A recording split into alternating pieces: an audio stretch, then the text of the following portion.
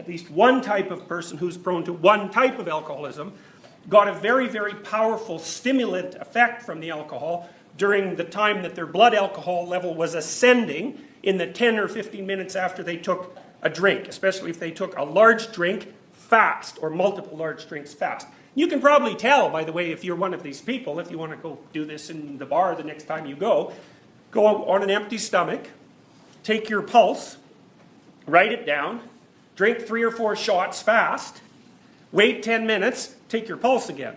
If it's gone up 10 or 15 beats a minute, look out, because that means alcohol is working as a psychomotor stimulant for you. And we found that for many of these people that was an opiate effect. What seemed to happen was that when they drank alcohol fast, they produced probably beta endorphin, although we were never sure. It can be blocked with naltrexone, which is an opiate antagonist. Anyways, the other characteristic of that pattern of alcohol consumption is that the real kick only occurs when you're on the ascending limb of the blood alcohol curve. So, first of all, your blood alcohol goes up, and then it goes down. And generally, when it goes down, it's not pleasant. That's when you start to feel hungover. And a hangover is actually alcohol withdrawal, by the way. So it's like heroin withdrawal, except it's alcohol withdrawal. And it's generally not pleasant for people, so they usually sleep through it, or it puts them to sleep. But if you're one of these people who get a real kick on the ascending limb of the blood alcohol curve, then you can just keep pounding back the alcohol, and it'll keep hitting you and keep you in that position where you're on the ascending part of the blood alcohol curve. And you can probably tell if you're one of these people if you can't stop once you get started. So if it's like you have 4 drinks quick and it's like, man, you're gone until the alcohol runs out, or until it's 4 in the morning, or until you've spent all your money, or you've been at the last bar in town, or that you're sitting on your friend's bed after everybody's gone home from the party and you're still drinking, you might suspect that you're one of those people. And if you are one of those people, well then you should watch the hell out, because alcohol is a vicious drug, and it gets people in its grasp hard, and it's hard for them to escape once they do. People also drink to quell anxiety. And you might ask yourself, well, how powerful a system is that? And I would say, well, almost all of the drugs of abuse that people are most prone to abusing are abused because they activate the positive emotion system. So cocaine, methamphetamine, heroin is also a painkiller, but it has a psychomotor stimulant element. That's the technical term for the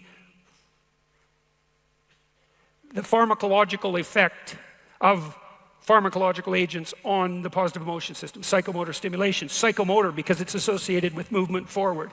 And cocaine is such a powerful drug because it makes you feel like you're doing something worthwhile. That's the system it hyperactivates. And so this is a primary system of motivation. It's as old as forward movement itself. It's a cardinal source of meaning, and it only manifests itself in relationship to a goal. That partly from my study of addiction, and also from my study of recovery from post-traumatic stress disorder. But let's talk about addiction. So there's a series of actions that occur before you take your cocaine. Some of those are local. They're the things that happen immediately before, and some of those are distal. They're farther back in the chain of events. And when you have a hit of cocaine, it produces a dopaminergic burst, and that feels really good, but it also makes the circuits that were immediately active before that grow. That's what reinforcement is. And then the growth is proportionate, not linearly, but it's proportionate to how long before that event occurred. The closer it is, the stronger they're going to get. But even the ones that are somewhat distal get some reinforcement. Because you might say, well, what did you do before you found your latest fix? And the answer is, well, how long before? Well, the closer, the more reward. And so what happens then is that, so if you take that person out of the normal environment, you put them into a treatment center, they're off their physical addiction, which is a weird thing in the case of cocaine, but like not that long. A week will do it, 2 weeks for sure. Even heroin and alcohol for sure, if you can get them through the seizure part without dying. And so they're done. They aren't physiologically dependent anymore. But you let that person go, and the first thing that happens is his old friend, who he's always out doing drugs with, shows up, and bang, he's craving like mad. And that's because that thing in there is not dead at all. And it's activated by the cue. And it's a circuit. It's not. It's a personality. It only wants one thing. It wants cocaine. It's going to suppress any non-related thoughts And it'll use lies, that's no problem, especially if lies have been reinforced, which they certainly have. Where are you off to, son? You know, you'll have a lie for that, and then 10 minutes later you have your drug, and so that little lie has just grown. Or maybe you think, you've tried to quit, you think, to hell with it, and every time, 10 minutes before you take your drug, you think, to hell with it, and you do that 1,000 times. Well, believe me, the to hell with it circuit, that sucker is strong. And so it's alive, and it's not like it just disappears. It can't. It's you, it's grown in there. Now, you can build another circuit to shut it down, and you can help it decompose across time by not giving it what it wants. But you're going to have to not give it what it wants in all of the multiple contexts that you've already associated with the drug. Some of you have probably smoked and then tried to quit smoking, and what you'll see is you get a craving when you have a cup of coffee, or when you're finished dinner, or when you're done having a phone call, or when you first get up in the morning, or whenever you've regularly had the drug. Whatever you had the drug in relationship to, even complex things like ending a conversation, will produce a cued craving. And so then that can extinguish over time if you punish it by either punishing it or not letting it get what it wants. But a lot, you have to build another circuit to just shut it down. And then that circuit's kind of fragile, and stress can often disrupt it. To be had right there when you realize how much, like there were times I was like, man, I could never be a sober person because I'm afraid of, you know, I can't communicate with women, or I'm afraid to, you know, stand around in a circle with tough guys without having like a beer in my hand, you know, or like all these little crutches, you know, I can't. And then I remember when I got like 90 days sober, I was just like, holy shit, man. Like, it was like the first time I'd ever done something, like for myself, you know? And it just, man, it felt unprecedented. Well, it was. It felt like I'd gone to the moon almost. How old were you when you started drinking? I don't know, probably like 17 or 16, you know, kind of regular. Yeah. It was pretty basic, and I never did a bunch of it, you know. But my biggest thing was just emotional sobriety. Like I was so drunk on my own insecurities and low self-worth. Well, alcohol really is a good drug for coping with anxiety. That's why people use it. So it does too. If you really like alcohol, it does two things to you. It makes you more extroverted and enthusiastic while you're on the ascending limb of the blood alcohol curve, which is why you have to keep drinking once you start. Because if you plateau, that goes away. So you got to keep drinking. Okay, so that's one thing. It makes you more enthusiastic and more full of positive emotion. And the second thing it does is reduce anxiety. And so if you are a bit more socially anxious, and you also have that positive response to alcohol, which everyone doesn't have, by the way, then it's a great drug. But the problem is, it's a great drug for the moment. Right. Right. There's consequences. Yeah, sounds when it's not great. Well, it also, alcohol is an interesting drug because it actually doesn't make people stupid. This has been tested. Like people who are drunk will take far more risk. And you might say, well, that's because they're too stupid to understand the risk. It's like, no, they're not. If you ask them about the risk when they're drunk, they can outline it perfectly. What it stops them from doing is caring about the risk. It's actually, and that's part of the anti-anxiety component. It's like, yeah, the risk is, that's why you can drive around drunk at high speed in a car, which is a really stupid thing to do. Yeah. We used to do that in the back roads of northern Alberta. It's fun. Yeah. You know, but people died all the time doing it, especially in the winter. It's like, wow, this is great. It's great until your head's gone through the windshield. You know, like so many things. Yeah. You know, it's like jumping off a cliff. I'm flying, which is true until the last 1/10 of a second. It's like, then you're not flying, man. It's like, yeah. So alcohol has exactly that effect. It is a great anti-anxiety drug, but it does stop you, and you said it stopped you from learning the skills that you need in a social circumstance to be able to cope with that. So then it actually stops you from dealing with the anxiety. You don't have to learn how to overcome it. Yeah, who knows? Like, I mean, if we had to make a bad drug legal, the worst choice was alcohol. It's definitely the case. You know, and I'm saying that as somewhat of a fan of alcohol. Like, no, me too. Yeah, I like it. But it's a bad drug, man. And is it also starting to become archaic as we get into drugs that are, you know, like, you know, people are using psychedelics more, where people are a little bit curious about drugs that make you think instead of drugs that make you not think. Right. Yeah. Right. Yeah. Yeah, because alcohol is kind of an escape into, well, it's not full unconsciousness, although it certainly can be. Yeah. But yeah, and alcohol also makes people aggressive. It's the only drug we know that actually makes people aggressive. So you see a massive effect on crime rates because half the people who murder someone are drunk. Oh, yeah. And half the people who are murdered are drunk.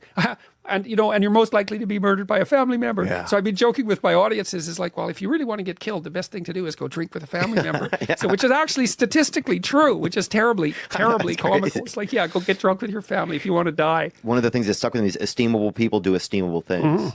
And it's like, right. and it's like when you have that choice to do something Better than right. alcohol, man. Yeah. Yeah, and the funny thing is, if you're trying to stop drinking, you need something better than alcohol. And alcohol's pretty good. Yeah. So you better find something a lot better, man. Yeah, and it is. And then esteemable people do esteemable things. It's like, yeah, well, you want to figure out something that you're doing with your life that's worth not getting drunk and screwing up. Yeah. Right. Because that's fun. Yeah, you want to have something on the other side of that teeter-totter that has some value to you. You bet. And so that you can think, no, I'm not going to get drunk and screw that up. Right. Because, you might say, well, why do people drink too much? It's like, if you like alcohol, that's a stupid question. Yeah. Right. It's like, why do people drink too much? Well, because it's great. Yeah. It's like, okay, so why stop? Well, you do stupid things when you're drunk. You hurt yourself. You compromise your health. It's really hard on the people around you. You tend to turn into a liar, and it screws up your life. Yeah. It's like, yeah, but it's pretty fun. Yeah, well, it is. But you need something better than that. And what's better isn't being straight and not making mistakes. It's like that's all prohibition in some sense. What's better is, no, you need an adventure, man. You need to get out there and have something to do. Yeah. And something worth waking up for. And that's the substitute for the addiction. Actually, the addiction is the substitute for that, if truth be known. Right, but eventually you can flip that around and you can find that, the much girthier and more there's a lot of sexy weight in having self-worth, and that's what I've started to slowly find in my life. Yeah, and you might also, like, the thing too is, there's something kind of, I don't know, the bar scene, the heavy drinking scene, there's something kind of edgy about it, and something kind of adventurous about it. And, you see that, it's kind of dramatized in people like Tom Waits, who's got that real hard edge, or Johnny Cash, or people, hard-living guys. Oh, yeah. Guys with 6 or 7 livers in them. Yeah, exactly. Yeah, well, there's something kind of romantic about that. Yes. And fair enough, but, well, then what that means is you have to build something like that into your own life.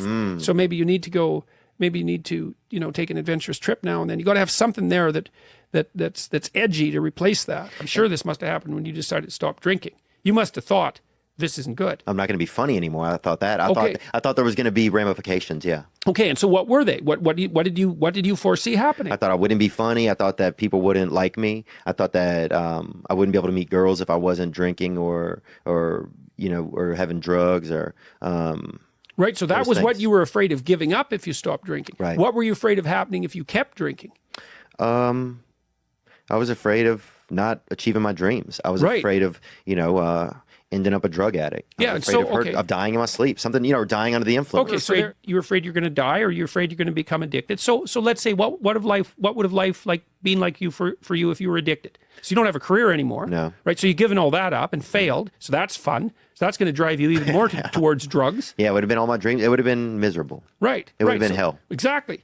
So why quit drinking? So I don't end up in hell. Hey, there's a reason to stop. And then if you make that hell real, it's like, here's all the details of my personal hell. Yes, let's avoid that. Right. So then you have something to run the hell away from. Right. So now you have something towards and something to run away from. Think of that. I mean, imagine that. It's like, really play it out. It's like, how miserable you are now. You're afraid of making the necessary changes, but you know how miserable you are now. Just imagine how miserable you could be in 10 years. And in all likelihood, what you'll find is that you're way more afraid of that than you are of whatever's stopping you in the present. It's really useful to know what your own particular brand of hell might be. And so one of the things we do in this writing exercise is have people do the reverse. Like, okay, so imagine now, 5 years from now, you've let whatever temptations you're particularly susceptible to have the upper hand. And they've augured you into the ground. One person's an alcoholic, another person's a criminal, another person's living on the street, someone else is like skirting the edges of prostitution, somebody else is narcissistic and bitter, somebody else is depressed and anxious. You know where you would fall off the edge of the earth if you fell off in whatever direction you're prone to fall off. Everyone knows that, but we avoid that. That's rule 3. Do not hide things in the fog. Is that the rule? Do not hide unwanted things in the fog. Yeah, well, we often won't allow ourselves to imagine the catastrophe that we're pursuing, let's say through inaction.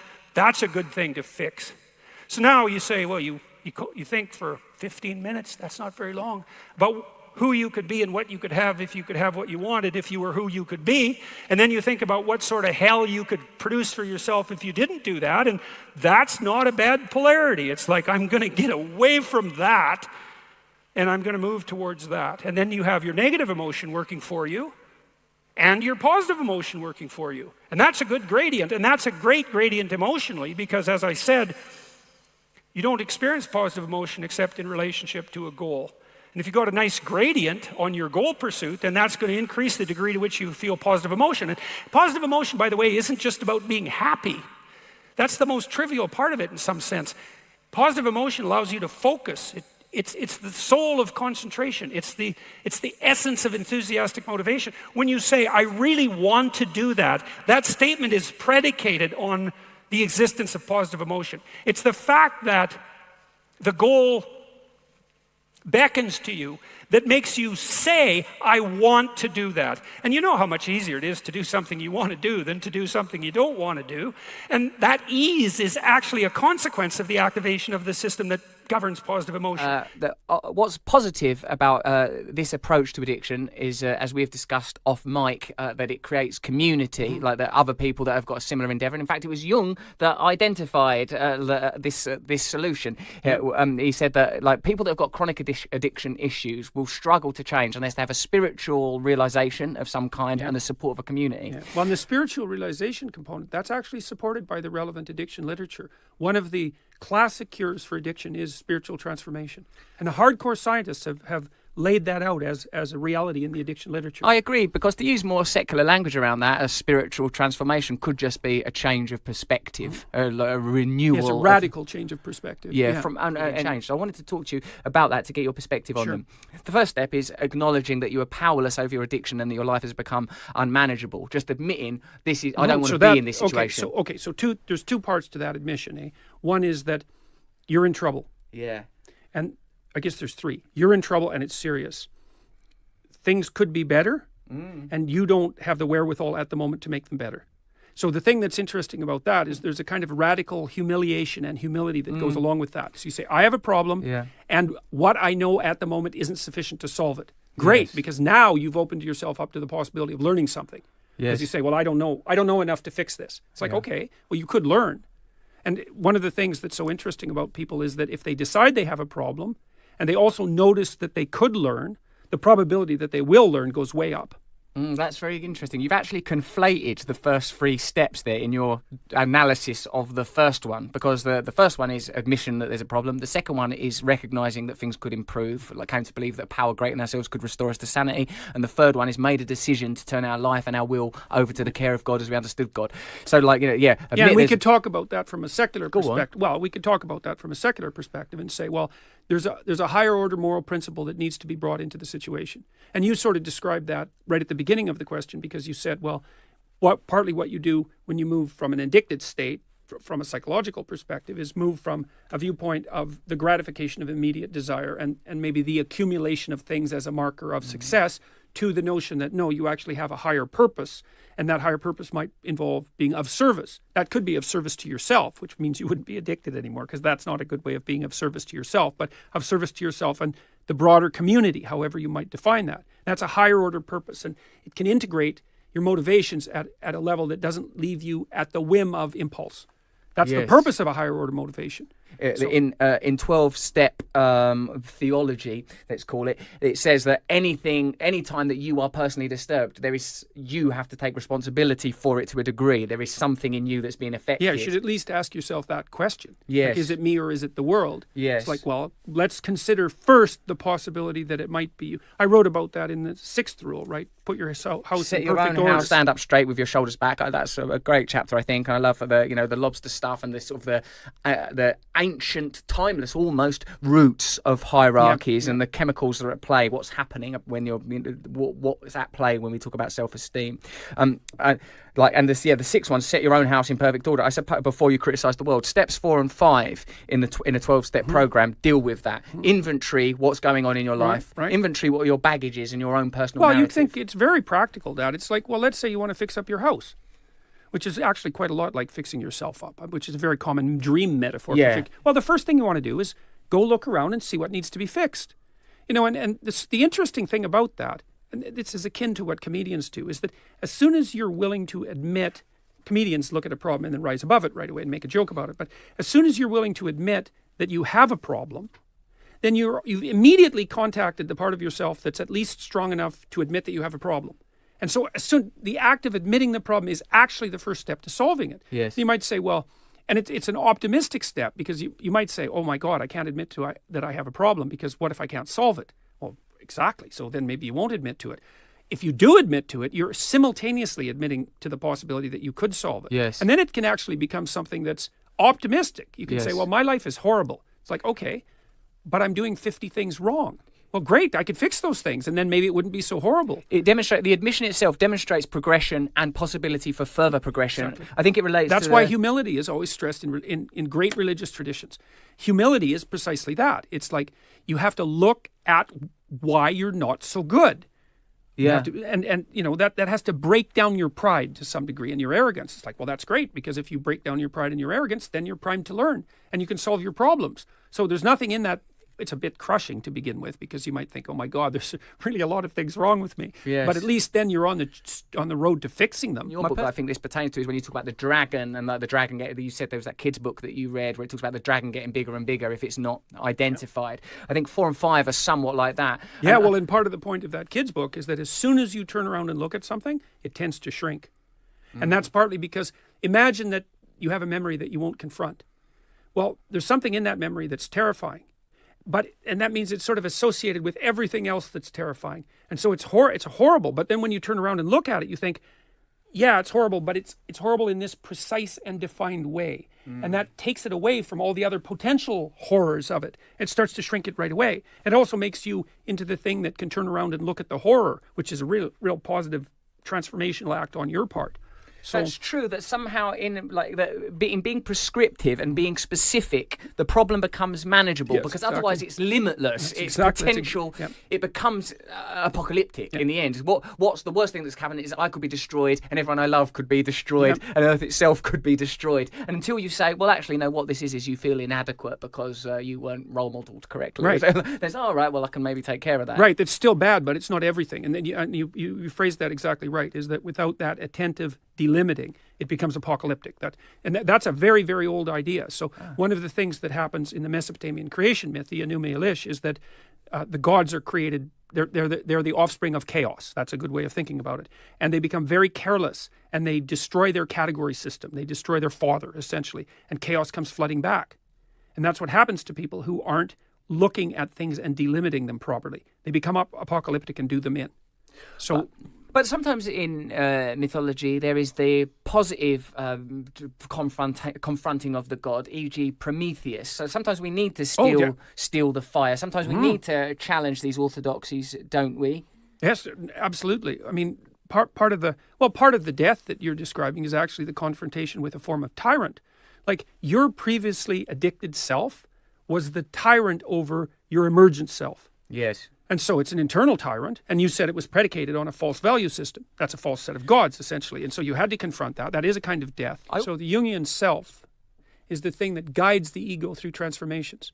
So imagine the ego, which is what you think you are. Well, the thing about the ego is that the ego can be wrong, and the ego can die and be reborn. So what that indicates is that there's something underneath the ego that can guide that process of transformation. And partly what you're calling on when you call on this higher power is, at least from a psychological perspective, it's a decision to rely on that thing that can guide you through transformations. Yes, because surely, as we said, in relation to another, we are likely relating to a set of coordinates that we impose on, inverted commas, the female. The same would be true of the self, that we have created an impression, an egoic impression. We have constructed an artificial self, but beneath it there is a higher self or an ulterior self. That can it's often composed of things that you refused to or weren't willing to develop. And so when Jung talks about, for example, the incorporation of the shadow, is that you've constructed an ego, and there's things it can do and can't do, that it's allowed to do and isn't allowed to do. And then there's a shadow domain that would consist of those things that you could do but haven't. And some of that's terrible, but some of it's what you need to break free. In religious language, that would be expressed as the discovery of your Father in heaven instead of your earthly father. Because your Father in heaven would be the higher spiritual authority to which you owe allegiance.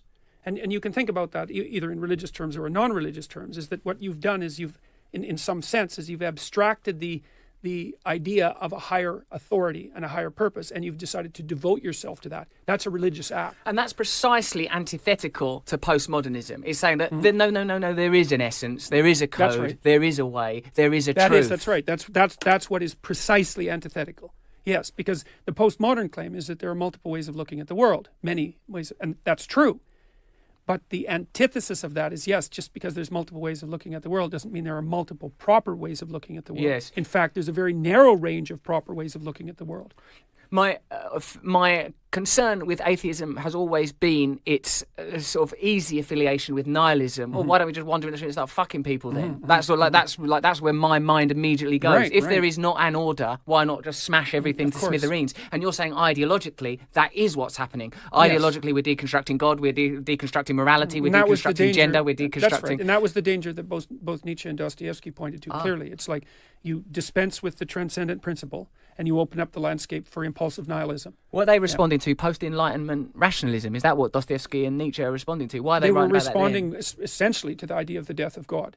Both of them. And that explicitly. And is that because an Enlightenment idea? Like, where is death of God happening? It'd prior be at to the nature? be at the hands of a kind of arrogant and narrow rationalism and a materialism. Yeah. And the exposition of, the exponentially that has led us to where we're going now, which is a kind of, okay, we're sort of digging the earth from beneath our feet and Right. putting ourselves That's right. into the abyss. That's right. That's the hypothesis precisely. Yeah. Yes. What happens in the redemptive story is, if you think about Christ as a symbolic figure, say a symbolic of the process of transformation that we just described, is one of the morals of the Christian passion is that you need to radically accept your limitations.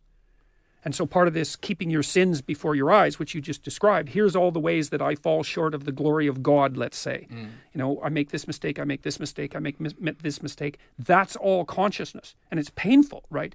Because you think, well, you become more conscious, it's this glorious process of enlightenment, and overall it is, but the details are exactly this. The things you need to become conscious of are precisely those things that you least want to become conscious of. And that this is the motif that Jung identified in the alchemical tradition, because the alchemical motto, so to speak, was that which you most need to find will be found where you least want to look. Yeah. Right. Yes, and everyone knows that's true. Like you tell someone that, they go, oh yeah, I know that's true. So, and that's also the greatest barrier to enlightenment, because if enlightenment was all, tulips and sunshine, then everyone would be enlightened. But it's not. It's this continual bringing before yourself all your proclivity for transgression. And and obviously, because how are you going to solve your problems if you're not aware of them?